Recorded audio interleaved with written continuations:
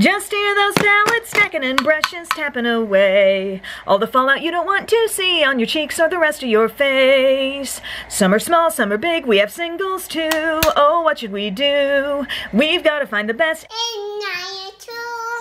Hey everybody, welcome into the eyeshadow and liner portion of the Emily Awards. Love this video. You guys know how long I can drone on about eyeshadow palettes, so buckle up my friends. I've also got the amazing Donut Shop Peppermint Bark coffee. It's so good.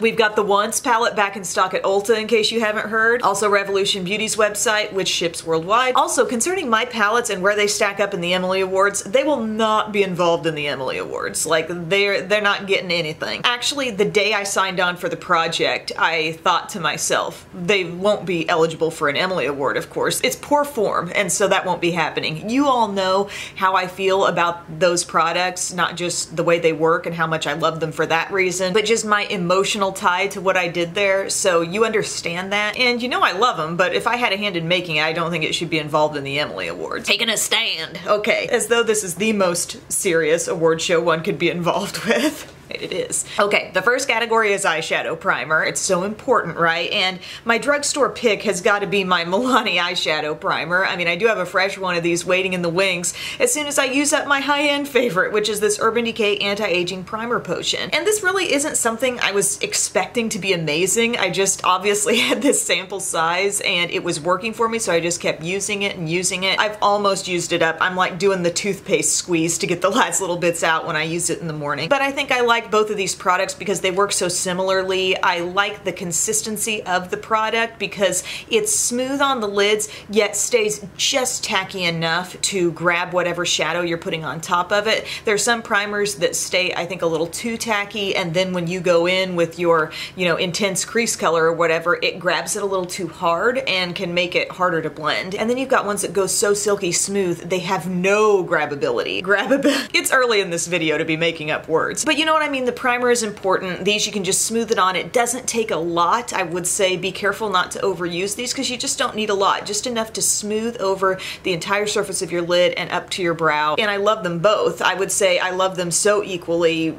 Just go for the Milani, right? It's cheaper. Okay, cream and liquid shadows. This drugstore winner won last year as well. I think these are a tremendous product, and they're the L'Oreal Infallible Paints Cream Shadows. So we're looking at double-ended shadows here. They are a product that you can smooth on. You could dab them on with your finger. You can use them with your synthetic brushes. I think Real Techniques brushes work great with cream shadows, but you can totally create a full look with these if you want to. Some of the products, if you look closely at them, you can see some are more shimmery than others. Some are just a straight up creamy, like matte shadow, but they have incorporated some really fun colors. There's some brights like kind of teals and purples. I really love this Army Camo duo here, which has a satiny finish, deep green, and then this really dusty olive. Also, if you're just interested in having a light shimmery cream shadow, the Cool Ivory duo has two different tones of champagne colored eyeshadow. They're just amazing for long wear. As far as being a cream shadow, I think they are easy to use. And yeah, a great color selection, so it's hard to argue with those. But my high-end favorite, and I'm kind of falling into this at a time when I'm doing my 31 days of glitter, so you may have noticed a little extra sparkle during the Emily Awards. I've been documenting it every day on my Instagram stories, but I think these cream glitter shadows from Stila are so special because in makeup, I think glitter is a really hard thing to control. Well, in life in general, you can't control glitter, but they have found a way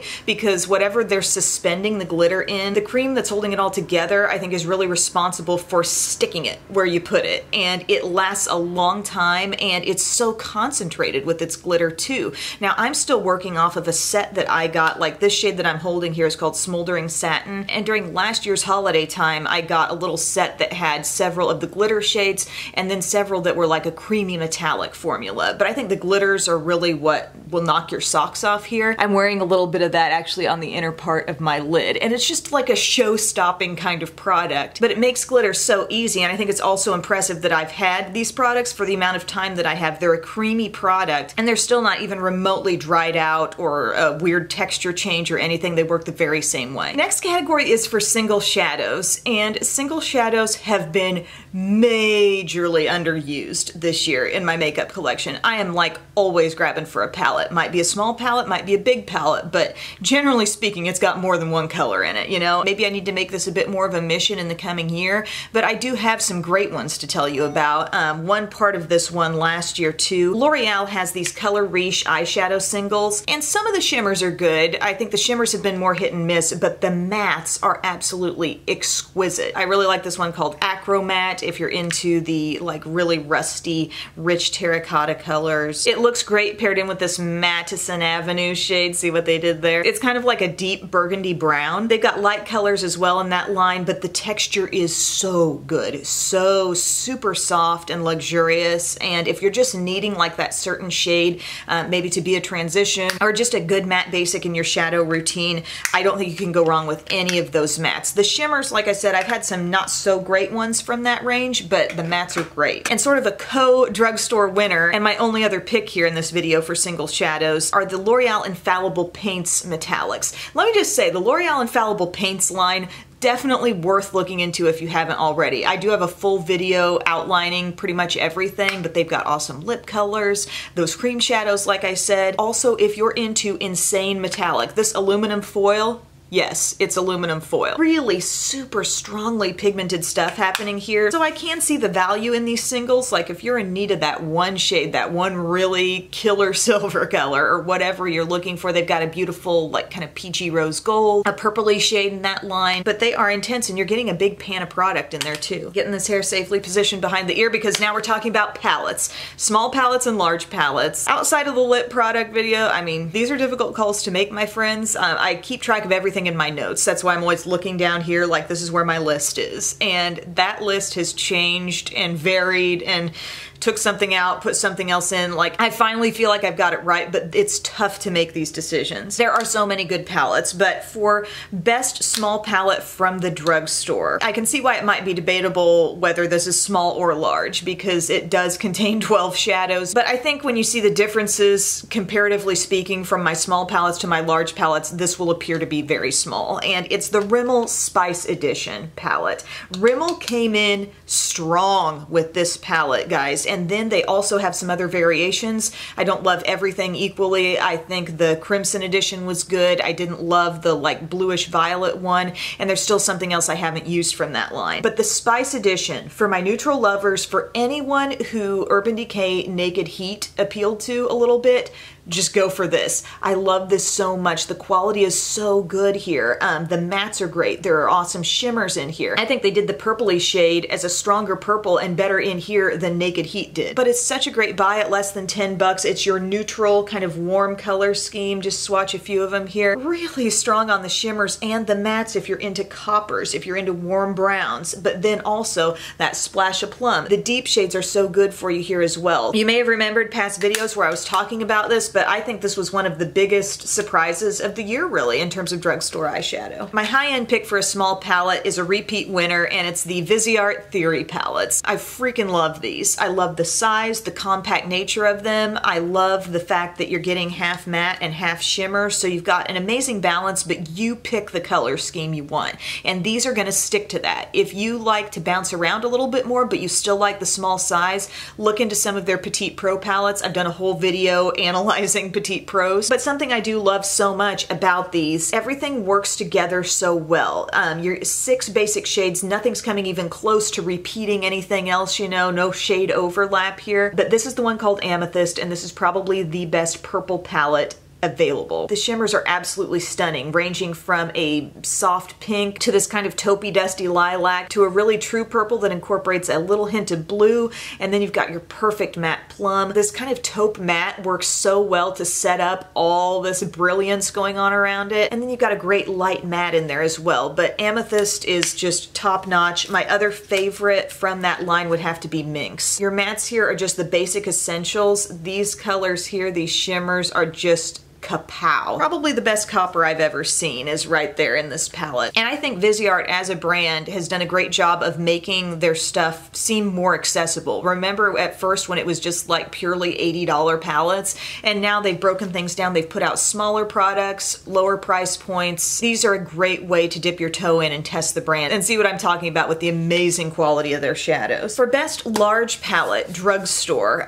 This is a brand that, well, you can find it in Ulta. It'll be on the drugstore side of things. I was gonna say you don't really walk into your average drugstore on the corner like your Walgreens and see it, but it's a super affordable product, and it's the BH Cosmetics Weekend Festival palette here. This is colorful, very colorful, but I love what they've done because we don't just have a palette full of statement shimmers and metallics. They gave us beautiful, bold colors in matte formulas as well, and that is what makes the palette so versatile. You gotta have shades that really show and give you some punch in all textures, and I think they did a great job of that. The shades are so rich. If you're looking to like just spice up your makeup collection, you've got it here. You got like the satin finish true blue down here, which I know has been a really hot color in eye makeup. Pretty neutrals as well, some basics, but a lot of fun stuff. And it's just sort of one of those inspiring palettes. You open it up and you think, I'm gonna do something different with my look today. I think it's a really special palette, and it's not just for the selection, but the softness of the shades, the ease of working with them. So I think they did a really awesome job with this palette. High-end, large palette. This has come into my life pretty recently, and it has kind of taken over. Like, it has impressed me so much. It has brought so much fun and enjoyment to my makeup applying process. I feel so strongly about this that I've already purchased 3 for certain people on my list, and I'm talking about the Viseart Grande Pro Volume 2. So the Volume 1 is 100% matte, and don't get me wrong, that's a nice palette, but this one has brought some fun and sparkle into my makeup using life, my friends. It's got an attached sheet here so you can kind of protect the rest of your palette, but just look at it. Just look at it. There's sparkle in here, there's metallic in here, there's satin finish. Everything in this row might be showing up on camera as real blah and similar, but there are some unique things happening, like small splashes of green iridescence in different shades. If you look at my look today, I've got some of this amazing color right here, like right in this zone. I've got more green. I haven't pulled in anything extra. I've used this whole palette because I find this row right here is kind of your satin finish row, right? It could be packed on and show some sheen on your eye, but when you're applying it with a fluffy brush, like I always go to this shade and just get that going in the crease, or pair this with your favorite matte palette. But it's fun. These violet shades are on fire, and just all the unique tones that are happening. The duochrome kind of sheen in some of these. There are seriously some shadows in here that I have never seen before in any other product. And yes, it's a pricey palette, but to me, it's a true blockbuster. There's no way my talking about it for a small chunk of this video can do it justice, so you bet you're gonna see more in other videos on this product, but I just think it's outstanding. All the different textures they've put in, all the different tones, but yet every shade seems very deliberate. It doesn't seem like one of those just, okay, here's your straight up gradient of generic colors. Like every single shadow in here is doing something special and unique to itself, and I love that. Eyeliner pencils. I really have not been using hardly any eyeliner pencils just as far as my primary liner in my look.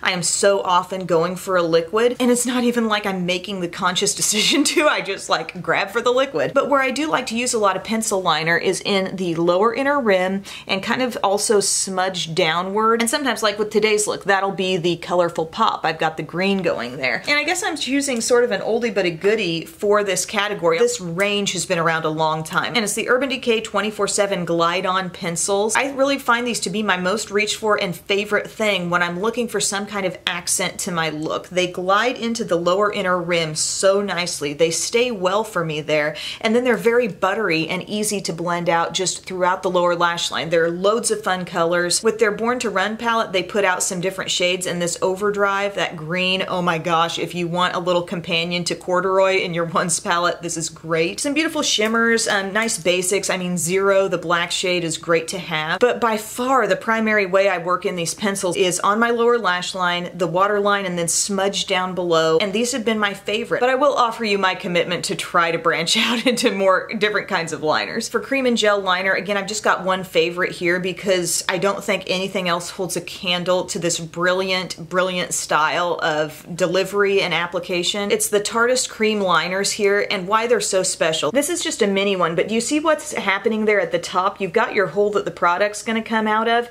and then it's like there's a little palette. Anytime you're using a cream or gel liner, the struggle will be not overloading your little teeny tiny finely tipped brush and getting too much on your lash line, and then you end up with a huge messy glob. So here you are actually working like an artist who is cleaning off their brush, making sure there's not too much, and you can easily go across the lash line. Amazing staying power, perfect intensity. Nothing thin or watery about this stuff at all, but I love how you're going to be able to squeeze out just a little bit at the top and then smooth the proper amount onto the brush. It's so brilliant. And there's nothing that I know of that's anywhere close to that design. And my last category in this video is liquid liner. This is my wheelhouse. This is what I use every single day, and my favorites were super easy to pick. My drugstore favorite is the Revolution Renaissance Flick liquid liner. Multiple reasons why I like this. This is going to be a felt tip. It's the perfect length, it's the perfect amount of flexibility, deep dark intensity, and wears all day without smudging. So that's so important. But also the experience of putting it on. See how this is kind of a thicker pen than most liners? It's thicker in the middle than it is on the ends. And that aspect of this product actually makes it so easy to use. It's like you don't have to clench your hand around anything at all. And that therefore relaxes the hand and I think creates a smoother line. I don't know if whoever engineered this product was really thinking about all that, but that's what it turns out to be, a really easy to use and hold liquid liner. And then my high-end favorite is from M Cosmetics, and it's the brush tip liner. And this has so much nice black intensity.